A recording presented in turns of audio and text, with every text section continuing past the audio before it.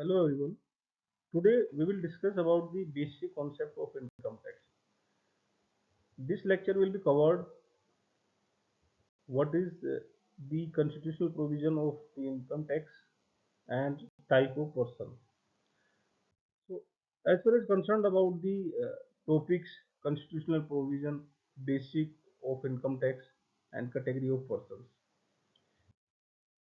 So under the constitutional provision, Article 265 provides that no tax would be levied except authority of law. It means only authority has authorized to collect the tax.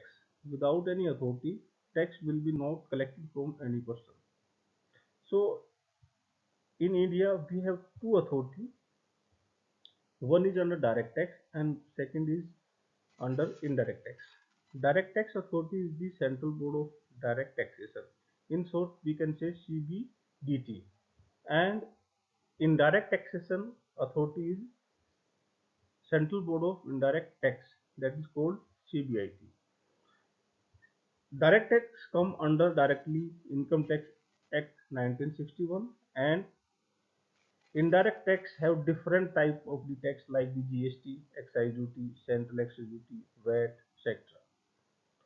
So in the constitution provision, these authorities come from the Article 265 of our constitution. As far as concerned about the income tax law and provision, so income tax, as we discussed, the income tax law come from the Article 265, then Income Tax Act 1961, Finance Act which is passed by Parliament every year, Income Tax Rule 1962, Circular, Notification and Judicial Decisions. So these are the laws, or we can say provision of income tax. So as far as concerned about the Finance Act, what is the Finance Act? So every year Finance Minister presents the finance bill in the Parliament, and when the bill assent by the President, it became Finance Act. So Finance Act passed in Parliament every year. So here question is arise, what is the financial bill? We will discuss in the further slide what is the financial bill. Second is income tax rules. So income tax rule basically made based on the Act 1961, and these rules about the what are the procedure for the provision of income tax, to collect the tax and to distribution the tax. Third is the notification. So notification issued by the CBDT. It means notification issued only by the authority. These notifications are used for the administration procedure, and these are applicable for the department. Circular issued also by the CBDT to clarify doubt regarding the scope and meaning of provision of the law and provision guidance to income tax officer and assessors. So circular also applicable on the authority. Next is very important points, that is the judicial decisions. Sometimes we have doubts on the provision, on the sections, on the procedures. So judicial decisions are important. So in act, if there is some judicial decision, then judicial decision will be prevails. So what is a finance bill? As we discuss about the every year financial bill passed in the parliament, and it is assigned by the president. So firstly, financial bill presented by the finance minister. This picture showing the step by step. Firstly, finance minister will present the finance bill in the parliament. Thereafter, recommendation made on the financial bill, like the changes or any addition or deletion. Thereafter, Parliament approved it, means both house will be approved by the two-third majority. After the approval of Parliament, then it will go to the President, and President will assent it, or after the approval of President, then it will become Act. procedure of the financial bill when it became act, and it is passed every year in the parliament. So, financial bill is present as at the time of presentation of annual financial statement before Parliament to fulfill the requirement of Article 110 1A of the Constitution, detaining the imposition, abolition, remission, alteration, regulation of tax proposed in the budget. So, we discuss that financial bill is presented by the finance minister every year.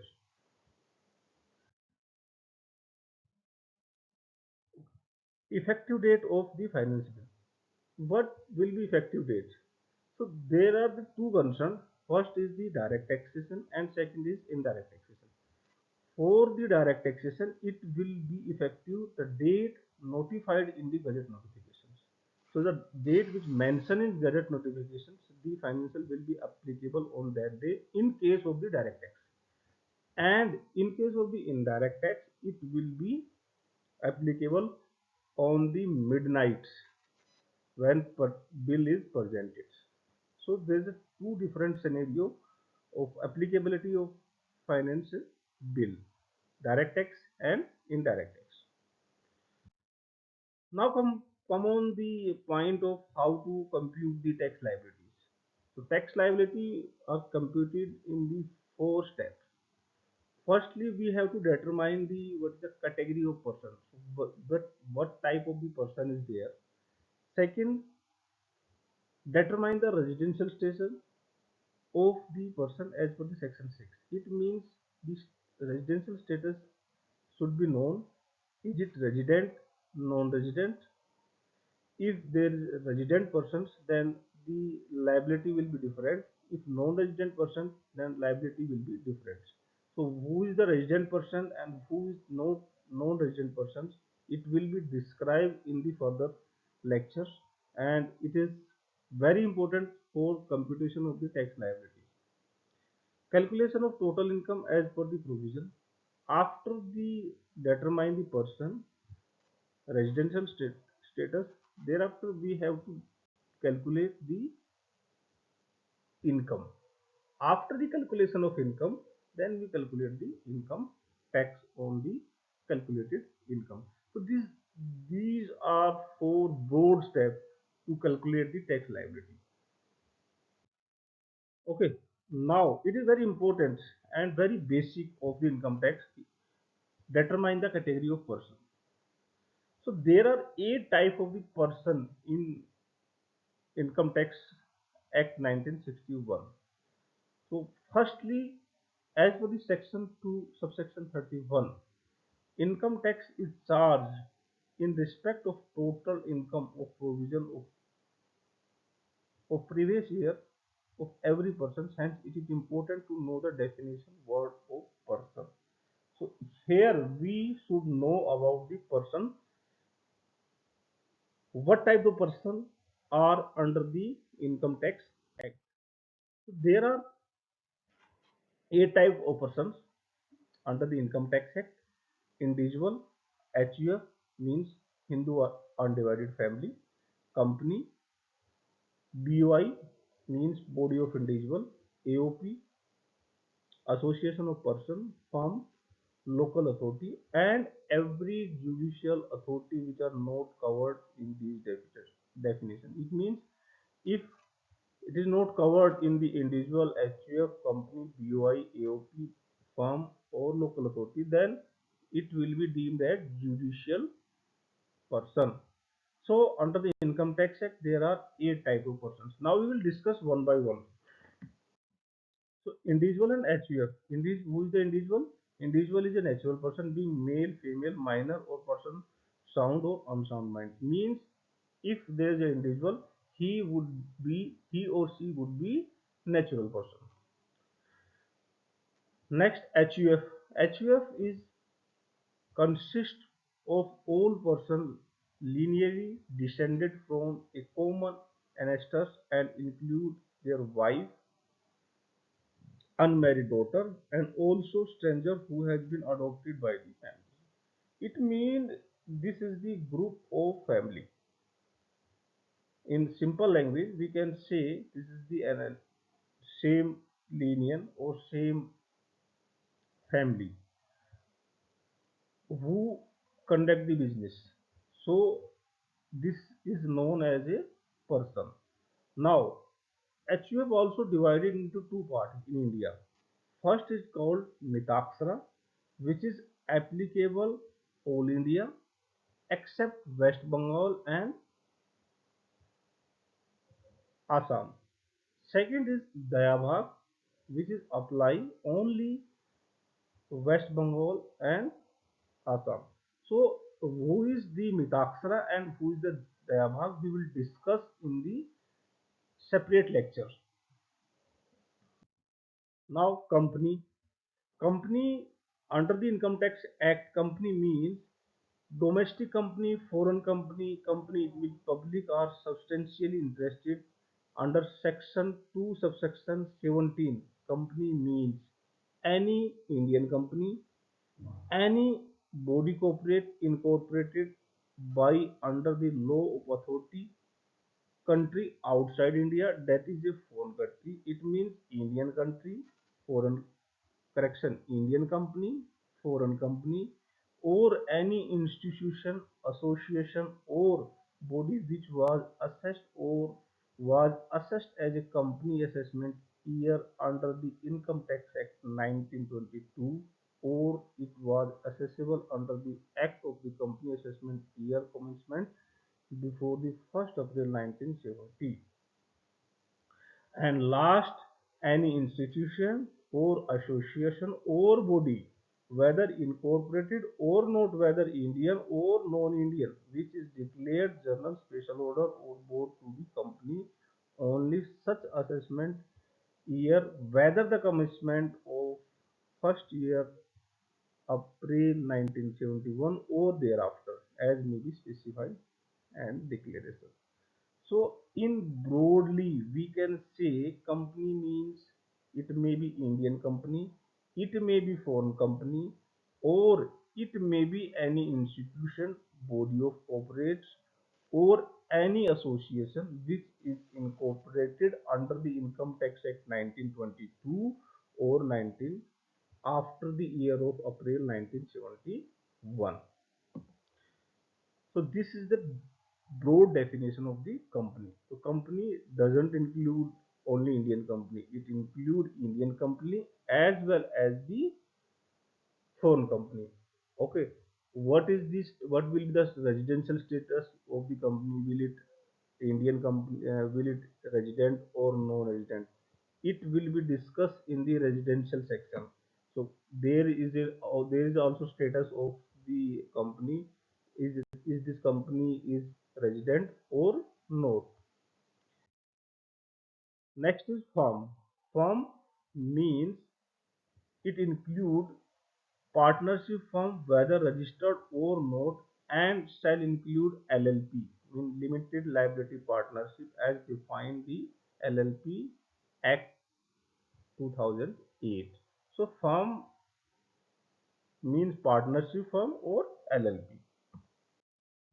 AOP means association of persons. Two or more persons join for a common purpose or a common action to produce the income, profit or gains. Here we should be understand as name association of person. It means this is a group of person. Person means it may be individual, it may be company, it may be HUF. So this is the association of persons. Now body of individual. As name suggested, body of individual means it is the group of individual. In previous we have discussed association of person. So association, in a association of person there may be company or maybe individual, but in the body of individual there will be only group of individual, not other than the individual.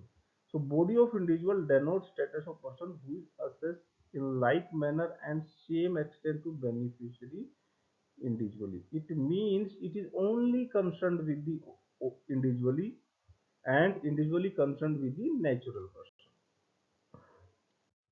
Now, what is the difference between the AOP and BOI? Difference between AOP and BOI is that where AOP imply voluntary getting together define to define person, a body of individual will just a body without intention to get together. It means the association persons is a group of individuals who together for together voluntarily, but in the BOI they are not together voluntarily. Okay. Now, local authority, it means the municipal committee, district board, body of part, commissioner, or other any legal entity or any interested by the government with the control and management of the municipal local fund. It means local authority is concerned with the local areas who collect the tax from the people. Judicial persons who are not covered under this previous seven persons, these person will be deemed as a judicial person. This is a residuary clause, and if the assessee does not fall any first of six category or we can say seven category, he is assessed under this clause. Generally, a statutory corporation, charity or charitable institute, or a endowment for the charitable or religious purpose fall under the artificial judicial person. So these are the eight type of the persons, and I hope you will be understand these lectures type of the persons under the Income Tax Act. Thank you.